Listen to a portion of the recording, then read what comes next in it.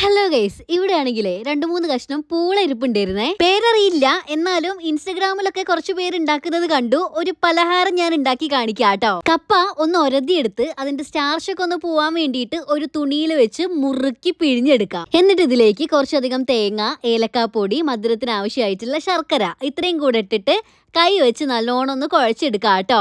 വാഴയില വേണം കേട്ടോ. അപ്പൊ ആദ്യം അതൊക്കെ എടുത്ത് വെച്ചോളി. എന്നിട്ട് അതൊന്ന് വാട്ടിയെടുത്ത് അതിലേക്ക് വേണം ഇതുപോലെ വെച്ച് കൊടുത്ത് നല്ലോണം പൊതിഞ്ഞെടുക്കാൻ. എന്നിട്ട് ഇത് ആവിയിൽ വെച്ച് വേവിക്കാണ് കേട്ടോ വേണ്ടത്. അപ്പോഴാണ് ഏട്ടൻ ഓടി ഒന്ന് പറയുന്നത് നമ്മുടെ റോഡില് ഇലക്ഷന്റെ കൊട്ടിക്കലാശം നടക്കുന്നുണ്ട് എന്ന്. കേട്ട പാതി കേൾക്കാത്ത പാതി ഞാനും ചക്കരയും വണ്ടിയിൽ വലിഞ്ഞു കയറി. ജ്യോതിയേച്ചി ശോഭേച്ചൊക്കെ നേരത്തെ ഇവിടെ എത്തിയിട്ടുണ്ട് കേട്ടോ. എത്തിയ സമയത്ത് ഇവിടെ ഗംഭീരമായ പരിപാടിയാണ് നടന്നുകൊണ്ടിരിക്കുന്നത്. ആ കളിക്കുന്ന കൂട്ടത്തിൽ എന്റെ വീഡിയോസ് കാണുന്ന കുറെ കുട്ടികളുണ്ടായിരുന്നു. കുറച്ചു പേരൊക്കെ എന്റെ അടുത്ത് വന്ന് സംസാരിച്ചു കേട്ടോ. എല്ലാരും നോക്കിയ ഫോമിൽ കുളിച്ചു നിൽക്കുകയാണേ. എല്ലാരും പരിസരം പറഞ്ഞ് അർമാദിക്കാണ് കേട്ടോ. കുറച്ചു കഴിഞ്ഞപ്പം എന്റെ കൂടെ വന്ന് ചക്കരേനെ കാണുന്നില്ല.